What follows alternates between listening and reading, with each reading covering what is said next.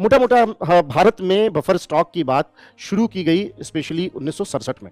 और उसका कारण भी था क्योंकि उससे पहले भारत ने खाद्य संकट देखा था।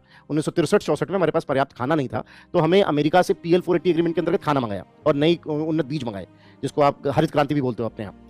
सो हमने खाना मंगाया था, उस समय वाकई खाने की जरूरत थी। खाना मंगाया था हमने बाहर से, और वो एक कहीं न कहीं कारण था कि वो हम पे दबाव बना पाए कि हम पाकिस्तान से अपने युद्ध को रोकें, जो हम लगभग जीत रहे थे 1965 में। 1965 में जब हम युद्ध लगभग जीत रहे थे, तो अमेरिका ने दबाव बनाया था कि आप इस युद्ध को रोकिए, नहीं तो हम खाने की सप्लाई रोक देंगे। खाने की सप्लाई रोक देंगे। और उस समय तत्कालीन प्रधानमंत्री जी जानते थे कि खाना ज़्यादा ज़रूरी है युद्ध जीतने से। हालाँकि तब डिसाइड किया गया कि ताशकंद में मुलाकात करेंगे। ताशकंद जो यूएसएसआर के डोमेन में आता था उस समय। तो वो एक बहुत बड़ा, वो अभी भी भारतीय मनोदशा पर एक बहुत बड़ा वो है कि खाने की वजह से सब हुआ।